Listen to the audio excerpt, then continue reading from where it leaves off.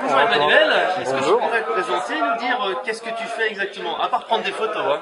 Alors Emmanuel Vivier, dinosaure du digital et du buzz, du viral, des médias sociaux, donc ancien cofondateur de l'agence Vanxen et de la régie blogueur Buzz Paradise que j'ai quitté après 10 ans l'an passé. Le bon et loyal service. Exactement, qui continue toujours avec succès grâce à mon associé Xavier Le Soir qui est toujours aux commandes. Et moi j'ai repris un peu de champ pour avoir le temps finalement de refaire ce qui m'intéressait le plus, à savoir le marketing, pas forcément la gestion ou les RH, et pouvoir me concentrer finalement sur la phase amont des agences, à savoir vraiment la stratégie, la formation, l'accompagnement, le pilotage stratégique des annonceurs qui souvent ont plein de super agences comme Monson ou d'autres, mais qui des fois ont même pas le niveau eux ou l'expertise pour comprendre ce que l'agence lui raconte, savoir ce que font les concurrents, et donc on va les accompagner comme ça en France et à l'international pour les aider à avoir une meilleure intelligence de ce qui se passe dans leur écosystème. Justement, à propos de stratégie, là on sait qu'il y a beaucoup de changements de manière régulière. Il y a par exemple la mobilité, on voit le rachat Instagram, on voit aussi le rachat par exemple de SlideShare par LinkedIn. Bien sûr. Quelle est ta vision en fait, vers où on va aller, vers où les entreprises doivent commencer à réfléchir?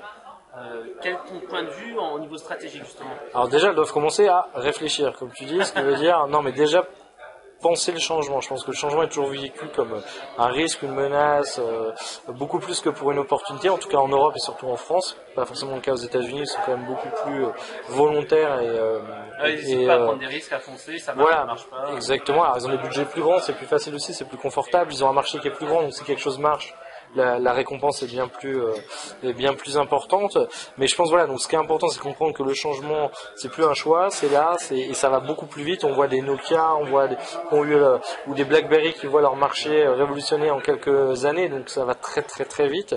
Et je pense qu'aujourd'hui, les marques doivent comprendre que tout peut vite changer, les usages changent, les technos, les outils changent. Donc si elles devraient toutes avoir une cellule de veille, elles devraient toutes avoir un laboratoire pour tester des nouvelles choses, investir des petits budgets, mais pour tester de nouvelles pratiques. C'est pas que l'innovation technologique, ça peut être dans le service, ça peut être dans le design, ça peut être dans le logiciel, ça peut être dans la chaîne de valeur, dans les partenariats. Donc je pense qu'il y a vraiment un besoin de s'ouvrir, de s'oxygéner, de pas fuir la concurrence. C'est vrai qu'on est toujours un peu la culture du secret, c'est important de protéger son savoir, mais si on ne va pas au contact de l'autre, des startups, de l'écosystème, de ses clients, combien d'annonceurs ont des études mais n'ont pas rencontré un client depuis bien longtemps, je pense que très vite on a une image du marché qui est plus la réalité, et on peut vite perdre du terrain ou se retrouver avec des offres qui correspondent plus du tout aux besoins des clients. D'accord. Donc la première chose, c'est réfléchir. Ensuite, il y a différentes stratégies concernant les médias sociaux. Bien sûr, tout dépend de l'entreprise.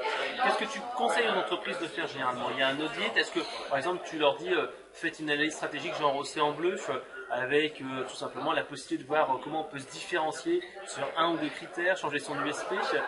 Alors, ce que j'essaie déjà de leur dire, c'est que c'est pas juste des outils ou des canaux supplémentaires, parce que souvent on a un peu tendance à se dire les médias sociaux, et pas de problème, c'est couvert, on a un compte Twitter, un compte Facebook, et ça c'est la fausse façon de changer.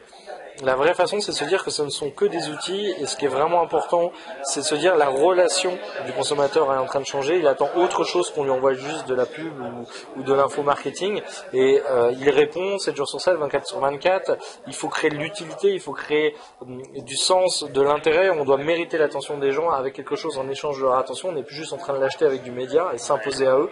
Et ça demande quand même de repenser les choses. Ça demande aussi de comprendre que chaque marque est différente, et que souvent eux ont un peu envie de dire les médias sociaux, je voudrais une réponse standard à ce sujet-là, et en fait, effectivement, on est une marque de luxe, on est une marque populaire, on est une marque sexy, on n'aura pas la même réponse et certainement pas le même dispositif qu'une autre marque. Donc c'est vraiment important d'avoir une stratégie, de réfléchir à ce qu'on veut faire passer. Et aujourd'hui, c'est pas juste d'avoir une page Facebook, ça peut être de co-concevoir un produit avec ses clients, ça peut être encore d'avoir un site ou un blog, pas forcément d'être sur Facebook d'ailleurs, ça peut être comme Nike plus d'avoir réfléchi à faire un partenariat avec Apple pour créer cette interface qui permet de suivre ses performances de course à pied. On vend plus des chaussures, on vend un coaching, de l'accompagnement et un logiciel pour améliorer ses performances de course à pied. Donc voilà, c'est beaucoup plus qu'un Facebook, et je pense que les gens voient un petit bout de la lorgnette très limité en disant ah oui, faut le faire. Alors comme ça nous saoule un peu de changer nos usages, bah, finalement on va refaire un peu ce qu'on a l'habitude sur un nouveau canal, alors qu'en fait c'est une opportunité de complètement repenser son business model. Bah, qu'est-ce que tu pourrais me donner justement comme exemple avec certains de tes clients, sans citer les marques bien sûr, de choses que tu as fait pour justement les pousser à repenser un peu leur utilisation des médias sociaux ou du marketing online? Bah, je pense que déjà c'était des fois dans certains cas de leur faire rencontrer leurs clients, ça paraît bête, mais d'aller passer une après-midi avec des jeunes et de leur faire juste communiquer comme ils voudraient communiquer sur leur page Facebook en parlant que de leurs produits, ils se rendent compte que ça marche pas du tout, ils en ont rien à foutre, que se rendent compte que leur cible fantasmée du jeune propre sur lui avec la petite mèche, voilà, bah c'est pas ça. Aujourd'hui ils parlent de sexe, ils parlent de drogue, ils parlent de trucs rock'n'roll, de provocation, d'humour, voilà, ils sont en fait le B2B est à la traîne par rapport à l'ouverture d'esprit, au côté très second degré, autocritique, ironique de leurs consommateurs qui sont déjà prêts à des messages bien plus impertinents que ce que eux se permettent de faire. Et souvent ils disent ah non on peut pas faire ça parce que qu'est-ce que les gens vont dire, mais les gens ils disent 10 fois plus et ils attendent justement des choses impertinentes. On voit bien les médias qui marchent aujourd'hui, je sais pas, un petit journal ou un bref, mais voilà, ils sont complètement dans les gens et ils osent parler de tous les sujets, ils se censurent beaucoup moins. Et d'ailleurs des marques qui marchent excessivement bien comme par exemple Red Bull, voilà, ils ont compris qu'il fallait. C'est une communication qui est de folie parce qu'en fait ils ont créent du contenu, ils ont ces événementiels, ils ont la publicité online, la publicité offline. Eux se voient pas en concurrence, on va dire d'un Coca-Cola, ils se voient en concurrence de la télé, de MTV, du film, ils se disent on doit être aussi intéressant que ça pour intéresser les jeunes. Et si on fait, et à la limite créons nos propres, enfin au lieu d'acheter de la pub, créons nos propres événements, faisons de la couverture du contenu avec ces événements. Dans certains cas d'ailleurs ils revendent la couverture de ces événements à la télé, donc la télé paye pour acheter de la pub à Red Bull, mais ils ont complètement inversé le prisme. Ils ont compris qu'aujourd'hui il fallait créer des contenus à haute valeur ajoutée, à un gros volume de contenu pour intéresser les gens et faire passer leur message. Justement, j'aurais une question à te poser. Coca-Cola a revu totalement sa stratégie de communication. Ils ont dit ok, on continue à faire de la publicité classique, médias, vanter leurs bouteilles de Coca. Et en plus, ils ont mis en place une stratégie qui a pour objectif de générer de l'émotion. Par exemple, il n'y a pas longtemps, ils ont mis une machine qui permettait en fait d'offrir à distance à l'autre bout du monde une canette de Coca, ou une machine quand tu la prenais dans tes bras, tu la prenais dans tes bras, tu avais une canette de Coca.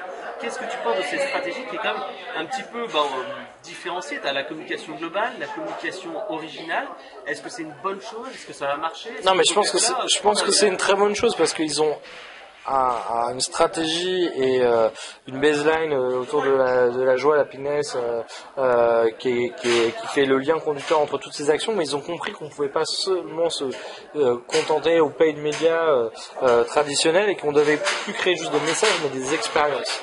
Et une expérience, c'est interactif, c'est participatif, ça crée de l'émotion et en fait on va mémoriser un message 100 fois mieux si on a ri, si on a été surpris, si on a pleuré, ou si on a été choqué, que si effectivement c'est sans odeur, sans saveur pour choquer personne. Et je pense qu'il commence à comprendre qu'il faut sortir un petit peu de sa zone de confort, prendre des risques, faire des tentatives. C'est pas si cher il y a peut-être tout ne marchera pas toujours, mais voilà, il y en aura plein qui auront marché, on va mieux comprendre sa cible et du coup en plus on peut faire quelque chose offline mais le filmer et s'en faire un contenu pour le online. Donc voilà, je pense que cette logique là elle est vraiment très intéressante, c'est vraiment dans cette direction qu'il faut aller, quoi. D'accord. Justement, ça me rappelle un petit peu quand tu parles de toucher les gens, avoir une communication un petit peu détournée. Cette publicité cette action qui a été faite par une ONG à New York, qui en fait a donné à 5 clochards un téléphone portable où ils pouvaient tweeter en fait leur vie de clochard de tous les jours, de SDF. Et finalement, il y en a 2 qui ont trouvé un travail, il y en a un qui a retrouvé sa fille qui avait plus de 20 ans. Qu'est-ce que tu en penses de ce genre d'émotion-là? Est-ce que c'est un petit peu que du buzz pour faire la communication? Est-ce que ça va vraiment aider les gens? Est-ce que tu en penses un petit peu de moi, je pense que c'est toujours pareil. Il y a beaucoup de gens qui jouent toujours les vierges effages rouchées, les choqués, etc. Mais c'est les premiers à pas leur parler non plus aux clochards. Donc il y a eu le cas aussi à South by Southwest où il y avait une compagnie qui avait proposé de transformer les clochards en bornes Wi-Fi. Donc ils avaient un t-shirt en disant bonjour, je m'appelle, et en fait l'argent qu'on leur donnait pour le Wi-Fi était pour eux en fait. Et il y a plein qui ont dit oui, vous exploitez les clochards et tout. Et les clochards, eux, on leur donne pas leur avis comme des enfants. C'est toujours ce côté, l'État décide, les gens ne pensent que pour des gens qui connaissent pas. Et eux ils disaient pour la première fois on nous parle. on nous considère, je fais pas l'amour, je vends un service. Ouais, bah oui, c'est vrai. Je suis utile, donc j'ai pas l'impression, c'est pas dévalorisant. Et eux trouvaient ça génial. Et il y a beaucoup de bonne conscience qui tout de suite trouvaient ça choquant, etc. Alors que c'est les premiers à la limite à détourner le regard ou juste à les traiter par charité. Donc non, je pense que tout marche pas. Il y a peut-être des fois c'est malheureux, mais il faut essayer. Enfin, moi je préfère des gens qui essayent de changer les choses et des fois se plantent ou tombent à côté de la plaque, plutôt que de juste dire bon bah non c'est comme ça, on accepte. Voilà. Et je pense que pourquoi pas, pour des marques, c'est pas forcément choquant de trouver un moyen de les rendre utiles et de les impliquer dans une démarche. Et je pense qu'à partir du moment déjà où on crée un lien avec eux, d'une manière ou d'une autre, déjà les gens détournent pas le regard, mais peuvent déjà juste rentrer en contact parce qu'il y a un échange. C'est déjà quelque chose de réhumanisant plutôt que d'avilissant, quoi. Bon bah merci pour ces infos, Emmanuel. Si on veut avoir plus d'informations sur toi, tes prestations, formations donc en France, à l'international, plutôt orienté grande entreprise. Plutôt effectivement, en compte. Alors donc on va sur quel site internet? Alors Emmanuel Vivier, E2MANUEL VIVIER.com ou sur Facebook ou sur Emmanuel Vivier sur Twitter. Voilà, et on me demande parce que j'ai pas vraiment encore ni fait de brochure ou rien, comme on est déjà bien occupé, on prend les choses tout doucement comme elles viennent et on essaie ça se passe plutôt bien. C'est plutôt le cas avec les marques qu'on suit, quoi. Ok, bah merci Emmanuel et à Merci. très bientôt. À bientôt.